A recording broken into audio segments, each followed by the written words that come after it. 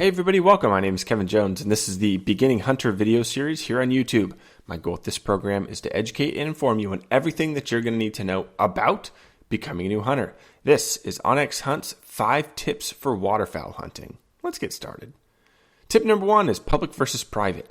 This is one of the main reasons why people come to onX Maps is because they want to be able to find the public land and access it, or if they're on private land, they want to know where the boundaries are. So what you're going to want to do is you're going to want to come up here and to the top left, and it says Map Layers. You're going to click on Map Layers, and depending on the state that you're looking at here, for this example, we're using the state of Idaho, you're going to want to click the plus button, and then you'll see ID Private Lands and ID Gov Lands. So as you can imagine, when you click the on button here, there comes the private land, and you can see it right there. There's the name.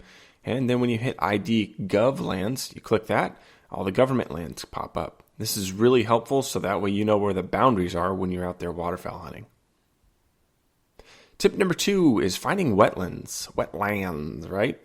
So that's where ducks hang out a lot of times, is where the land is wet. So what you're going to want to do is you want to hit Map Layers. This is another option that you can look at here. You're going to want to hit Trees, Crops, Cover.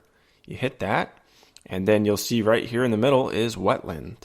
So when you turn that feature on, you click the little on button here, your screen will light up, and then you will see where the boundaries of all these wetlands are. This is also really helpful. I just found out about this when I was researching for this one, so I know that I'm going to be using this a lot in the upcoming season because I want to be able to go where the ducks are, right? Or at least where I think that they might be.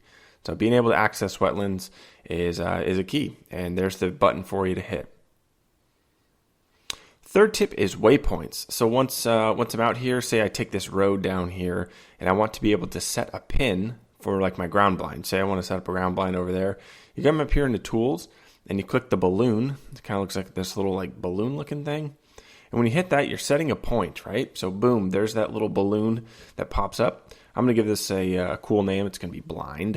I'm going to sit there and bring all my decoys and all that kind of stuff. You hit the plus button here so that you can choose your icon. As you can imagine, they do have a blind icon. So there you go. Your icon just turned into a little ground blind. You can change the color. Just for this, I'm going to say this is going to be a yellow ground blind. You can add notes. You can add photos. And then when you hit save, that ground blind will always be there. So every time that you go out to hunt and you're like, okay, I'm going to park, but I don't quite remember where my ground blind is. There you go. That's how you do it. Another cool feature here, just kind of a side note, is you can determine wind direction. So when you click on your blind here and and then you click on the plus for wind direction, you can say basically show me the current wind direction, and then that little icon will pop up.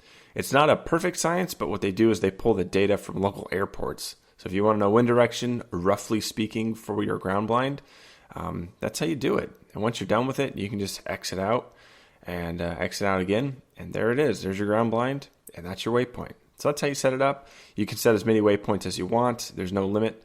And that's waypoints. Setting waypoints is critical. Next up is a tip for tracking. So you go to your ground blind for the first time ever. You set it up. This is where you want to be.